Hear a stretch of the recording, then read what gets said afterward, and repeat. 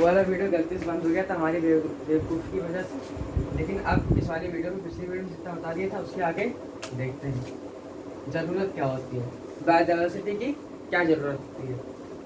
Biodiversity की ज़रूरत देखो, पहला बायोडाइवर्सिटी जब तक रहेगी तब तक इकोसिस्टम रहेगा।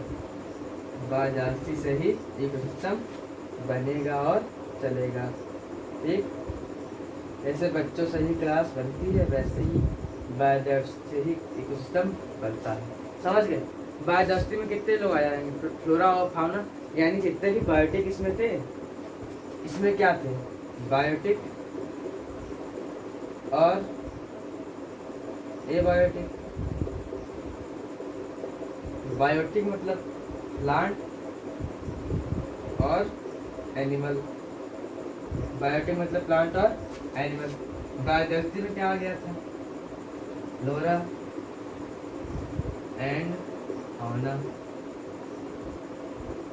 जो इसमें आया वो इसमें आया, यानी अगर ये नहीं होगा तो इकोसिस्टम भी तो नहीं होगा, इकोसिस्टम नहीं होगा तो हम लोग भी नहीं होंगे। ठीक, अगर बायोडाइवर्सिटी को बचाना बहुत जरूरी होता है, क्योंकि देखिए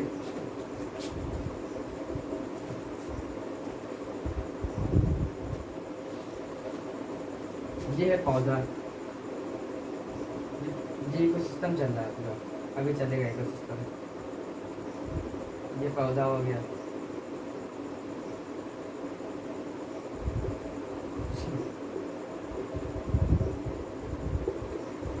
ये पौधा हो गया। ठीक, इस पौधे को खा लिया किसी हर्बीवोरस ने, हर्बीवोरस यानी घास को चबाने वाला। ठीक, हर्बीवोरस मरा गया, उसको खा लिया कार्निवोरस ने, कार्निवोरस यानी कि मांस खाने वाला। अब जब मर गया इसको खा लिया स्कैवेंजर ने। ठीक, और जितना इसमें बच गया, देखो अब ऐसा तो है नहीं कि पूरा लपेट के खा लिया, वो हड्डी वड्डी तो बची गई होगी, और हड्डी जो बच जाती है वो सड़ के कैसे, वो सड़ के मिट्टी में मिल जाती है, और मिट्टी में जो मिनरल होते हैं उसको ऑब्जर्व करने का काम किसका होता है, प्लांट का। और वैसे भी जो स्कैवेंजर है अब खाएगा तो निकालेगा, जो स्कैवेंजर होगा जो कार्निवोरस को खाएगा। ऐसे हम लोग खाना खाते हैं एकदम जटिल पदार्थ में खाते हैं, यानी कि कॉम्प्लेक्स में खाते हैं, और जब एक्सक्रीट करते हैं उसको तब वो एकदम सिंपलर सब्सटेंस में चेंज हो जाता है। ठीक, जैसे कार्निवोरस को इसने खाया तो खाने के बाद इसको सिंपलर सब्सटेंस में चेंज कर दिया, यानी कि एकदम सरल पदार्थ। ठीक,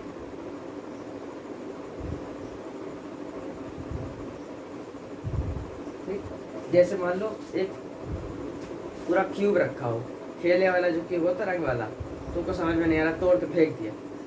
एक जो एक एक स्क्वायर होगा वो उसका होगा सिंपलर, वो सिंपलर सब्सटेंस होगा, और जो पूरा क्यूब मिला दिया जाएगा वो हो जाएगा कॉम्प्लेक्स। ये पूरा क्यूब था, ठीक, ये क्यूब था, ये तोड़ के तुमने फेंक दिया तो इतना इतना बचा। ठीक, ये सब तोड़ के फेंक दिया, तो ये जो था ये हो गया कॉम्प्लेक्स, और ये क्या हो गया, सिंपलर। समझ गया? ये हो गया कॉम्प्लेक्स, ये हो गया सिंपलर।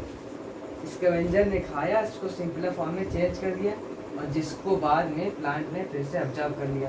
ये चल रही है पूरी फूड चेन। ठीक, ये फूड चेन चल रही है मस्त एकदम बिना किसी दिक्कत के चल रही है। लेकिन दिक्कत क्या आएगी कि इकोसिस्टम अगर ख़राब होगा, यानी बायोडाइवर्सिटी अगर अफेक्ट होगी, तो बायोडाइवर्सिटी में कौन आएगा, हर्बीवोरस, कार्निवोरस, स्कैवेंजर और प्लांट सब इसमें आ जाएंगे। ठीक, हर्बीवोरस भी जानवर होता, कार्निवोरस भी जानवर होता, स्कैवेंजर भी जानवर होता, प्लांट भी, मतलब प्लांट फ्लोरा में आ जाएगा, यानी बायोडाइवर्सिटी में ये सब आ जाएंगे। अगर बायोडाइवर्सिटी यहाँ पे डिस्टर्ब हो गई, बोला कि चल हम नहीं करेंगे, हम खराब हो जाएंगे, तो बायोडाइवर्सिटी खराब हो गई। ठीक, यानी हर्बीवोरस मान लो हट गए, हर्बीवोरस यहाँ पे मान लो मर गए, सारे हर्बीवोरस हट गए। अब हर्बीवोरस हट गए तो प्लांट को कोई खाएगा नहीं, प्लांट को कोई खाएगा नहीं तो प्लांट की संख्या बहुत ज़्यादा बढ़ जाएगी। अब कार्निवोरस जो है वो तो प्लांट को खा नहीं सकते क्योंकि वो मांस खाते हैं। ठीक, जो कार्निवोरस होते हैं वो प्लांट नहीं खाते, तब कार्निवरस भी मरना चालू हो जाएंगे। अब जब कार्निवरस मरना चालू हो जाएंगे कोई जानवर बचेगा नहीं। तब स्कैवेंजर, जो स्कैवेंजर वो होते हैं जो दूसरे जानवर को खाते हैं, मरे हुए जानवर को खाते हैं। अब यहाँ जानवर है नहीं तो मरेगा क्या, ठीक, स्कैवेंजर भी खत्म। अब स्कैवेंजर खत्म तो ये क्या करेंगे, ये भी जरा मरते हैं। अब मेरा दुनिया में जीने का कोई फायदा नहीं, ये भी मर जाते हैं, ठीक। यानी अगर एक भी डिस्टर्ब होता है तो सबको डिस्टर्ब हो जाता है, ठीक। यही इकोसिस्टम बायोडायवर्सिटी इकोसिस्टम को चलाती है। अगला क्या है देखो, अगला हो गया इसका पॉइंट बायोडायवर्सिटी का कि स्पीशीज, नई स्पीशीज हम लोग को मिलती है, नई स्पीशीज हम लोग को मिलती है। जैसे पूरा जंगल है, जंगल में बहुत सारे जानवर पाए जाएंगे। अगर मान लो कोई अलग जानवर से ब्रीडिंग करता है यानी रिप्रोड्यूस करता है तो कोई न्यू प्रोडक्ट हम लोग को, न्यू एनिमल हम लोग को मिल जाता है, नया जानवर मिल जाता है, तो उसी कहेंगे कि न्यू स्पीशीज हम लोग को मिली है। समझ गए, नई नई स्पीशीज हम लोग को बायोडायवर्सिटी प्रदान करती है, ठीक। जैसे एक जंगल है ब्राज़ील का कॉन्गो, ब्राज़ील का जंगल है उसका नाम है कॉन्गो। हाँ,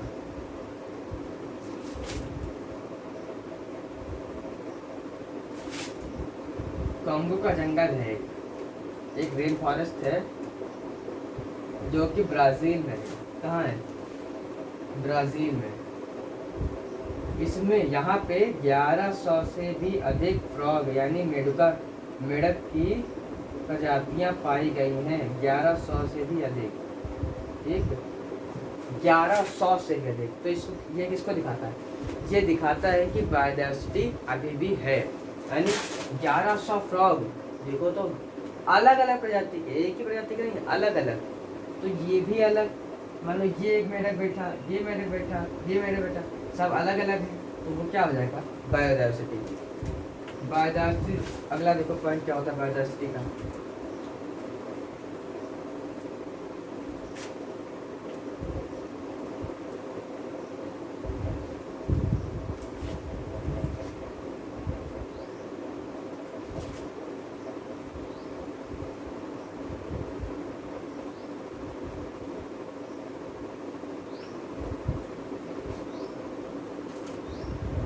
देखो बायोडायवर्सिटी में फाउना होता है, फ्लोरा भी होता है।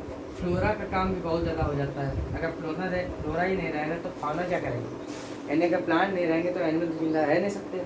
तो जो फ्लोरा है उनका भी बहुत ज़्यादा काम रहता है। ये देखो ये पेड़ है मस्त हरियाली वाला, ठीक, और ये ज़मीन है, इसकी जो जड़ें रहती हैं ये नीचे तक गई रहती हैं, ठीक। जो इसकी जड़ें होती हैं वो एकदम नीचे तक गई रहती है, यानी कि जो ये जड़ है वो मिट्टी को पकड़ के रखता है, ठीक। अब मिट्टी इतनी ज़रूरी क्यों है, मिट्टी ज़रूरी इसलिए है क्योंकि जब खाते हो भैया वो मिट्टी से ही उगता है, ठीक। जो गेहूँ बाजरा चबा रहे हो वो ऊपर जो फर्टाइल लेयर होती है, एक मिट्टी की सबसे फर्टाइल लेयर, सबसे ऊपरी लेयर होती है जिसे कहते हैं हॉरिजॉन ओ, लेकिन ये भी काम का नहीं हॉरिजॉन ओ, ठीक। हम लोग थे हम लोग से हॉरिजॉन ओ, ठीक। ये सबसे फर्टाइल होती है, फर्टाइल लेयर होती है सबसे ज़्यादा, ठीक। इसमें ही ह्यूमस भी सबसे ज़्यादा पाया जाता है। ह्यूमस मतलब कि ऑर्गेनिक कंपाउंड, ऑर्गेनिक कंपाउंड मतलब कि नेचुरल, मतलब कोई प्लांट एनिमल मर गया वो सड़ के इसी में सिंपलर, इसी में मर के सड़ के एकदम मिल गया, ठीक। ये इसकी मिट्टी में जो हॉरिजॉन था वो सबसे फर्टाइल था। अब मान लो ये पेड़ ही काट दिया हम लोगों ने, पेड़ ही काट दिया, तो जब पेड़ था तब तो इस मिट्टी को कोई पकड़ा हुआ था, अब पेड़ ही गायब, तो मान लो यहाँ से हवा चली, ठीक, हवा चल रही यहाँ से, ठीक, और पानी भी आ गया, ठीक, एयर वाटर आ गया, तो जो ऊपर की फर्टाइल लेयर होती है वो ही हट जाती है पानी के बहाव से, और हवा के बहाव से जो ऊपर की लेयर होती है वो हट जाती है। मान लो आप, अगर आपको घर से कोई पकड़े नहीं, मतलब एकदम खुले सांड की तरह आप हो जाओ, ठीक, तो आप तो कुछ भी कर बैठोगे, यानी इधर मर रहे हैं उधर खराब हो जाओगे, पूरी तरह से आप क्या हो जाओगे, खराब। कहीं उधर मार कर रहे हैं, कहीं इधर मार कर रहे हैं, कहीं चले गए पाकिस्तान में लड़ने, ठीक, ऐसे आप मार करते रहें, ठीक। अगर आपको कोई कंट्रोल करता रहेगा घर में कि ऐसा नहीं करना है, आपको कोई कंट्रोल करे घर में, आपको बताए कि ऐसा गलत काम होता है या नहीं करना चाहिए, तो आप कंट्रोल में रहेंगे, ठीक। उसी तरह ये रहता है कि जब तक पेड़ मिट्टी को पकड़े रहता है तब तक पेड़ बिल्कुल सीधा साधा एकदम, जो मिट्टी होती है एकदम सही बैठी रहती है, यस सर मैं कुछ नहीं करूँगी, ठीक। उस जैसे ही पेड़ जैसे चले जाते हैं, पेड़ जैसे चले गए वैसे ही ये जो है मिट्टी और पानी के साथ बह गए, यानी कि खराब हो गए। अब सबसे फर्टाइल लेयर तो ऊपर वाली ही थी, सबसे फर्टाइल लेयर थी वो तो ऊपर वाली थी, वो तो हट गई। जो यहाँ पे जो लेयर थी वो तो हट गई। अब जो नीचे वाली थी, एक लेयर तो होती नहीं, 4 लेयर होती है, ठीक। हॉरिजॉन ओ, हॉरिजॉन ए, हॉरिजॉन बी और हॉरिजॉन सी, 4 लेयर होती हैं। जो सबसे फर्टाइल थी यानी हॉरिजॉन ओ, वो जो लेयर थी वो तो हट गई। अब इसके बाद कौन सी आएगी, हॉरिजॉन ए आ जाएगी। ए इतनी फर्टाइल होती नहीं है। जो हॉरिजॉन ए होती है वो इतनी उपजाऊ नहीं होती है जिसपे पेड़ बहुत ज़्यादा उग जाए, जिसकी वजह से ज़मीन का डिजर्टिफिकेशन यानी रेगिस्तान बनना ज़मीन चालू हो जाती है। क्योंकि सबसे ऊंची लेयर, सबसे बड़ी मतलब सबसे बाहरी लेयर, सबसे फर्टाइल लेयर थी वो थी हॉरिजॉन ओ, वो हट गई। अब हट गई तो नीचे वाली आ गई, नीचे वाली आई तो उसकी वजह से रेगिस्तान बनना चालू हो गया, क्योंकि उस पर कोई पेड़ उग नहीं सकता था, ठीक।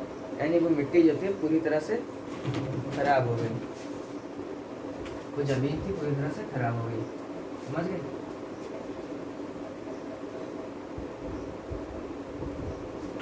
मिट्टी समझ में आ गया, ठीक। मिट्टी को कैसे बायोडाइवर्सिटी अफेक्ट करती है। अगला हो गया पानी। जो जड़ें हैं पेड़ की, जो पेड़ की जड़ें हैं वो पानी लेके जाती हैं ऊपर तक, ठीक। पानी ऊपर तक लेके जाती हैं और इसकी पत्तियों को देती हैं, ठीक। इसकी जो पत्तियां हैं वो खाना बनाती हैं, इसलिए अब पत्तियां जो हैं वो स्टोमेटा, जो छोटे छोटे छेद होते हैं, जो छोटे छोटे छेद होते हैं पत्तियों में, उससे पानी जो है निकाल देती है थोड़ा बहुत, और एक पत्ती निकालती है, ठीक। एक पत्ती नहीं मतलब पूरे पेड़ की सारी पत्तियां मिलके निकाल देती हैं, ठीक। तो जो H2O होगा वो यहाँ से निकल के कहाँ चला जाएगा, यानी पानी जो होगा ऊपर जाके बादल बन जाएंगे, और बादल से फिर जब ठंडा हो जाएगा बादल बहुत ज़्यादा, जब भारी बहुत ज़्यादा बादल हो जाएगा तब जाके यहाँ पे बरस जाएगा, ठीक। यानी वाटर साइकिल में भी प्लांट और ट्रीज का बहुत ज़्यादा महत्व रहता है, ठीक। जब पेड़ नहीं रहेंगे तब तक वाटर साइकिल बहुत मतलब पानी की कमी बहुत ज़्यादा हो जाएगी, समझ गए।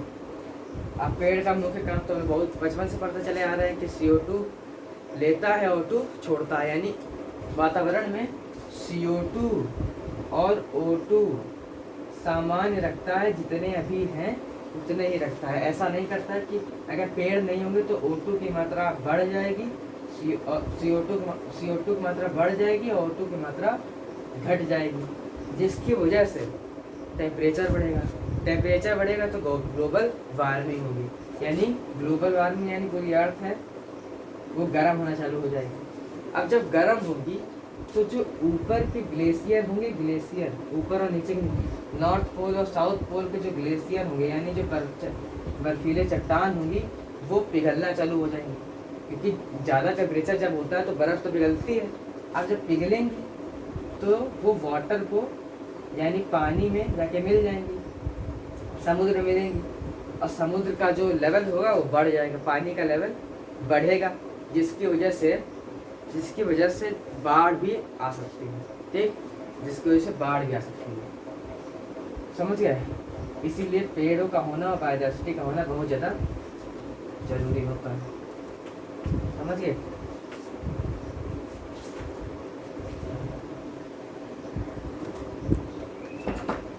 ठीक, देखिए फ्लोरा और फाउना यानी बायोडाइवर्सिटी की ज़रूरत तो हम लोग अभी जान चुके हैं, ठीक। सॉइल इरोजन होने से बचाता है, O2 की मात्रा को सही रखता है, CO2 को बढ़ाता नहीं ज़्यादा, ठीक। प्लांट जब तक रहेंगे तब तक CO2 नहीं बढ़ेगी, ठीक। नॉर्मल रहेंगे तो, अगर बढ़ने लगेगी तो हम लोग जिंदा नहीं रहेंगे। इकोसिस्टम को मेंटेन रखता है और क्या रहेगा, और नई नई स्पीशीज हम लोग को देखने को मिलती है। ठीक, अगला है कि बायोडाइवर्सिटी जो है कितने बहुत ज़्यादा जगहों पर पाई जाती है। बायोडाइवर्सिटी यानी जैव विविधता, हिंदी में कहा जाता है इसको जैव विविधता, वो बहुत ज़्यादा जगहों पर पाई जाती है। ठीक, जैसे फॉरेस्ट में पाई जाएगी, जंगल में पाई जाएगी, पहाड़ों पर पाई जाएगी, रेगिस्तान में पाई जाएगी, सब जगह अलग अलग बायोडाइवर्सिटी होगी। जहाँ अलग अलग जानवर होंगे वहाँ अलग अलग बायोडाइवर्सिटी होगी। अलग अलग बायोडाइवर्सिटी होने की वजह से उसको पढ़ना कठिन हो जाता है।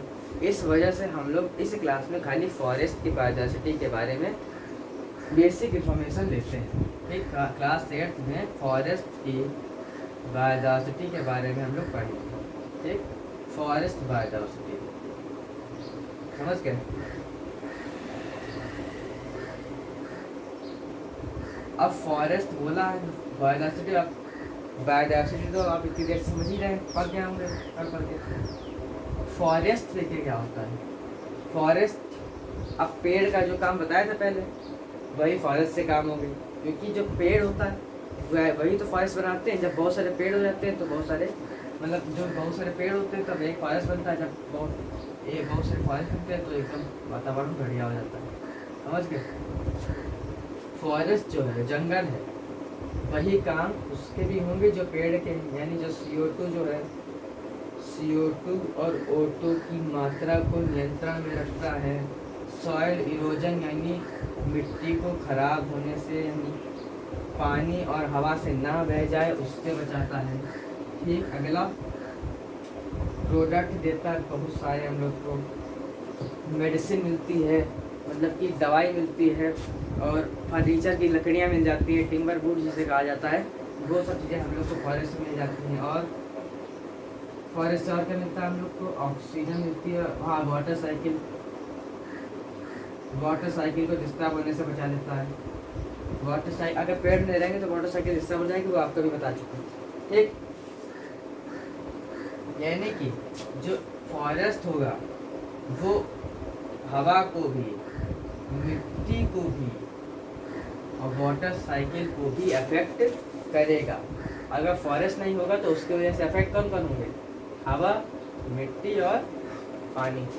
समझ गए। यानी जो हम लोग के लिए बहुत ज़्यादा ज़रूरी है वो अफेक्ट हो जाएंगे। अगर वो अफेक्ट होंगे तो हम लोग जिंदा नहीं रह पाएंगे। समझ गए।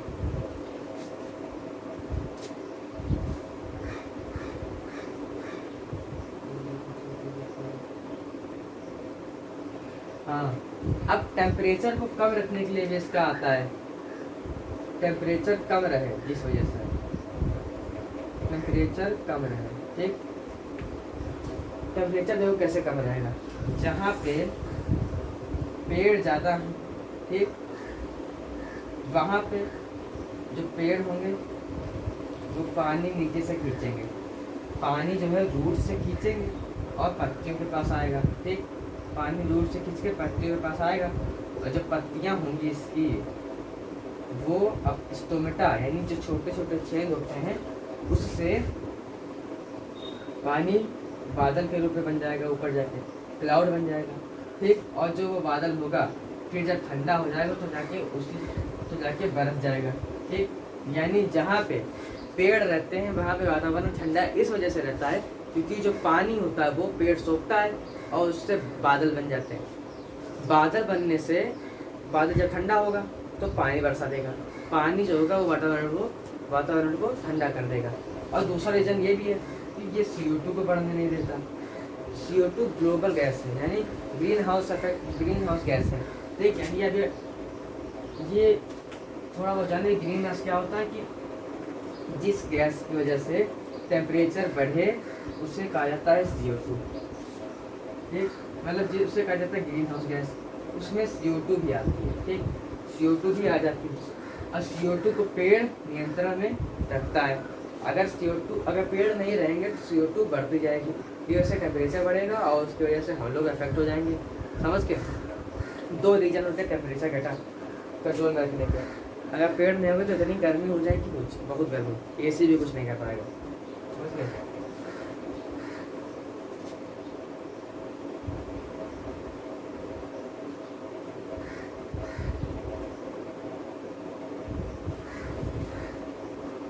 जो कुछ प्रोडक्ट हमने अभी बताए थे आपको, वो प्रोडक्ट के एग्जांपल देख लीजिए। अच्छा, प्रोडक्ट के एग्जांपल क्या होगा? गम। गम जिंदगी में बहुत गम वाला गम नहीं है। एक ऑयल यानी तेल बहुत ज़्यादा मिल जाता है यहाँ से। मेडिसिन यानी दवाइयाँ यहाँ से पेड़ों से बहुत मिलती है।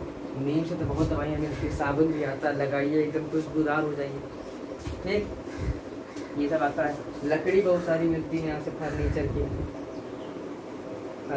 की लकड़ियाँ जिसे कहा जाता है टिम्बर, ठीक, ये ज़रूरी है, टिम्बर, समझ गए। फायरवुड यानी जलाने के लिए लकड़ियाँ मिलती हैं, समझ गए। इसके आप डिवाइड कर लेते हैं, ठीक। बायोडाइवर्सिटी के अंदर फॉरेस्ट बायोडाइवर्सिटी इस साल पढ़ेंगे। जो टेम्परेचर को कंट्रोल में रखता है, O2 और CO2 कंट्रोल में रखता है, सॉइल इरोड ना हो जाए इसको कंट्रोल में रखता है, प्रोडक्ट बहुत सारे देता है, और वाटर साइकिल को कंट्रोल में।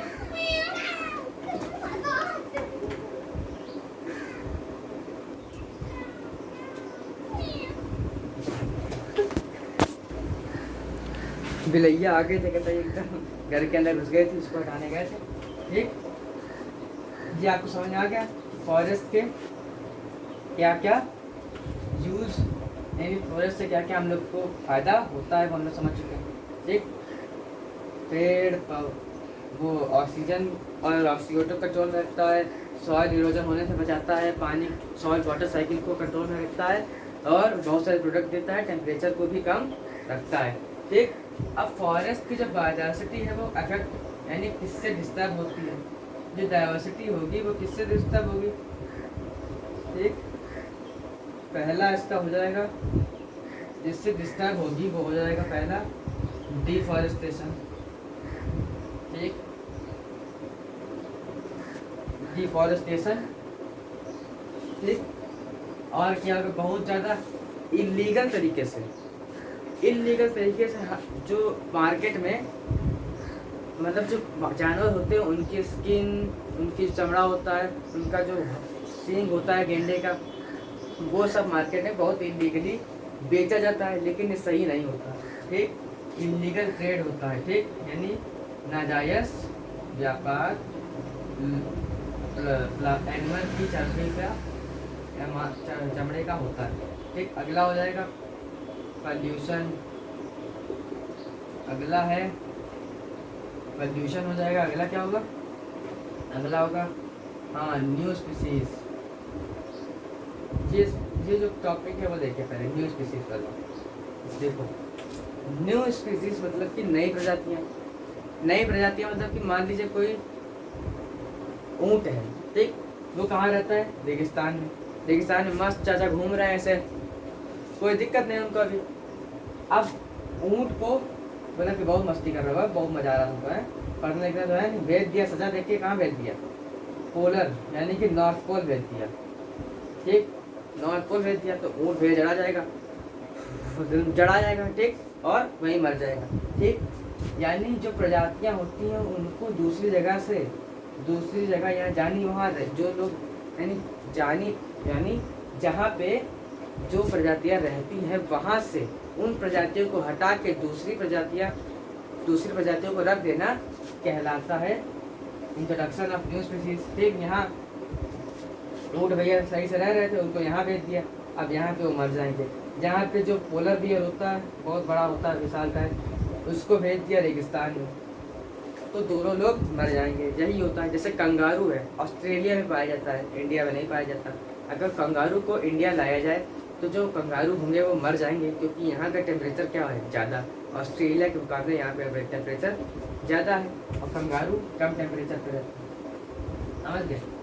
यानी जहाँ पे किसी जानवर का हैबिट, जैसे आप ही हैं, ठीक, अब यहाँ से आपको भेज दिया ब्रिटेन, वहाँ से बोलेंगे hello good morning good night, खत्म, ठीक। यही होगा, आपको समझ में नहीं आएगा। यानी आपका हैबिटेट यहाँ इंडिया में रहने वाला है, अब आप कहीं भेज दिया, मतलब जंगल ही भेज दिया, आदिवासियों के बीच रहिए जाके, तो आप तो नहीं रह पाएंगे ना। उसी तरह ये भी होता है अगर आप पॉल्यूशन के बढ़ने की वजह से, ठीक, पॉल्यूशन बढ़ेगा तो जो प्लांट होंगे, प्लांट तो होंगे ही, और जो एनिमल होंगे वो धीरे धीरे मरना चालू हो जाएंगे, क्योंकि पॉल्यूशन यानी प्रदूषण यानी गंदगी। अगर गंदगी, जैसे हम लोग पानी प्रदूषण कर रहे हैं, पानी जो वाटर पॉल्यूशन होता है उसमें हम लोग गंदी प्लास्टिक मिला दे रहे हैं, गंदा पानी मिला रहे हैं साफ़ पानी में, तो वहाँ जो पानी की बायोडाइवर्सिटी होगी, यानी जो पानी के जीव होंगे वो मरेंगे, जिस वजह से बायोडाइवर्सिटी अफेक्ट हो जाएगी। इलीगल ट्रेड मतलब कि किसी भी जानवर या किसी भी पक्षी के का इलीगल ट्रेड करना है, यानी मार्केट में आप देखेंगे तोता कोई लिए बैठा, कोई मैना, ऐसे बहुत सारे पक्षी लिए बैठे रहते हैं ताकि आप उसको देख कर एंटरटेन हो सकें, ठीक, मनोरंजन से अपना कर सकें, लेकिन ये गलत होता है। तोता जो बेचे जाते हैं मार्केट में वो बहुत गलत होता है। आपको ले जाए या पिंजरे बंद कर दिया जाए, बेच दिया जाए, आपको अच्छा लगेगा क्या? गलत होता है। और ये सब इंडेंजर्ड स्पीसीज यानी जो खतरे में है स्पीसीज, यानी खत्म होने वाले हैं, उनको भी बेच देते हैं, ठीक। जैसे मान लीजिए रेनोसोरस है, ठीक, यानी गेंडा है, ठीक, गेंडे का सींग निकाल लिया, ये सींग है गेंडे का, ठीक, वो निकाल लिया और जाके बेच दिया, ठीक, इस सींग को गेंडे के बेच दिया तो उन लोगों को फायदा होगा। लेकिन वो लोग ये नहीं जानते कि गेंडा कितना इंडेंजर्ड हो गया है, ठीक, बहुत ज़्यादा इंडेंजर्ड स्पीसीज में आ गया है गेंडा, समझ गए।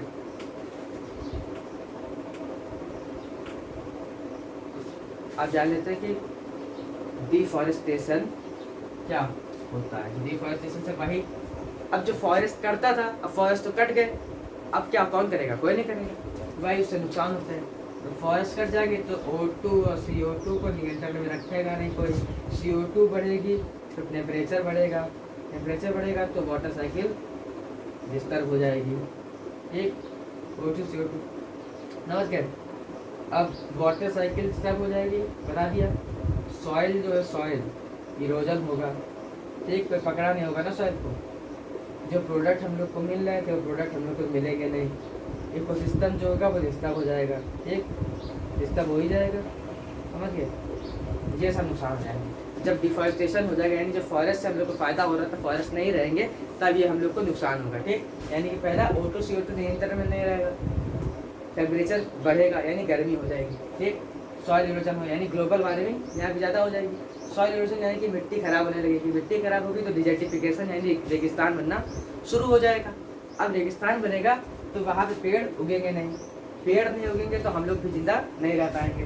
अगला प्रोडक्ट बहुत सारे मिल रहे थे, अभी बताया था, जो गम यानी गम मतलब वो दुख वाला गम नहीं, जो रबड़ होती है वो मिल रहा था, ठीक, और ऑयल बहुत सारे मिलते हैं, सरसों का तेल, साल का तेल बहुत सारे मिलते हैं, और क्या मिलता है, दवाइयाँ मिलती हैं, टिम्बर वुड यानी जलाने के लिए लकड़ियाँ मिलती हैं, फर्नीचर के लिए लकड़ियाँ मिलती हैं, वो प्रोडक्ट में आ जाता है। इकोसिस्टम, अगर पेड़ नहीं रहेंगे तो हर्बीवोरस नहीं रहेगा, हर्बीवोरस नहीं रहेगा तो कार्निवोरस नहीं रहेंगे, फिर हम लोग जिंदा रहने का क्या फ़ायदा, हम लोग भी चले जाएंगे, ठीक। यानी डिफॉरेस्टेशन होने से बहुत सारा नुकसान हो जाता है, ठीक। डिफॉरेस्टेशन का इलाज है आप डिफॉरेस्टेशन करिए, ठीक। रिफॉरेस्टेशन देखिए, अभी था डिफॉरेस्टेशन, हाँ, डिफॉरेस्टेशन, ठीक, आप करिए रिफॉरेस्टेशन, ठीक। रिफॉरेस्टेशन यानी कि पेड़ों को काटिए, दोबारा लगा दीजिए, लेकिन ऐसा नहीं कि काटिए उसके बाद कोई चर जाए, उसको जानवर चर जाएगा तो कोई फायदा ही नहीं, ठीक, ठीक, समझ गए। ओवर ग्रेजिंग भी बहुत खराब होता है, ओवर ग्रेजिंग यानी ज़्यादा चर लेना, ठीक। अब जो जानवर होते हैं उनको इतनी अकल तो होती नहीं कि कहाँ चरना है, वो जाके पेड़ों मतलब जो घास होती है जंगलों में उसको चरना चालू कर देते हैं। अब जब चरेंगे तो वहाँ की जो मिट्टी होगी वो खुल के ऊपर आ जाएगी, ठीक। जो यहाँ की मिट्टी होती है फर्टाइल वाली, वो घास को जैसे खींचते हैं, जो ऐसे खींचती है ना, ठीक, ऐसे खींचती है, तो जो घास होगी वो खींच के ऊपर आ जाएगी, यानी मतलब जो मिट्टी होगी वो खींच के ऊपर आ जाएगी, और जैसे ही पानी या हवा बहेगा तो उस वजह से मिट्टी भी बह जाएगी, यानी सॉइल इरोजन ओवर ग्रेजिंग से बहुत ज़्यादा होगा। इसका इलाज ये है कि जहाँ खुट्टा मत छोड़िए, मतलब खुला मत छोड़ दिए जानवरों को, जितना भी चरना है उतने भी चरिए, काहे पूरे देश से चरा रहे हैं, ठीक समझ गए। डिफॉरेस्टेशन हो गया, इलीगल ट्रेड यानी कि गलत तरीके से व्यापार हो गया, पॉल्यूशन बढ़ेगा तो जानवर मरेंगे, ये हो गया। ग्लोबल वार्मिंग की वजह से, ग्लोबल वार्मिंग की वजह से जो पोलर होता है, पोलर रीजन होता है वो बहना चालू हो जाता है, ठीक, जिस वजह से वहाँ के जानवर जो होते हैं वो भी डिस्टर्ब हो जाएंगे, ठीक समझ गए। अब वाटर पोल्यूशन करेंगे तो वाटर के जो जानवर होंगे, पानी के जानवर होंगे, वो भी डिस्टर्ब हो जाएंगे। इलीगल ट्रेड यानी, हाँ इलीगल ट्रेड बता दिए। न्यू स्पीसीज यानी कि जो जानवर, यहाँ कंगारू है, कंगारू को इंडिया में लाया जाए तो कंगारू मर जाएगा, ठीक। कैमल जो है उसको, ये जो ऊँट है उसको पोलर रीजन यानी ठंडे इलाकों पे लेके जाए तो वो भी मर जाएगा, ये हो जाता है, समझ गए। अगला, इसके आगे की क्लास हम लोग अगले वीडियो में देखेंगे। आज का ये वीडियो यहीं ख़त्म हो जाता है। जय हिंद, ठीक। आज वीडियो में कोई दिक्कत तो नहीं, दिक्कत अभी तक तो होगी नहीं, होगी तो अब अगली वीडियो में डिस्कस कर लेंगे, ठीक।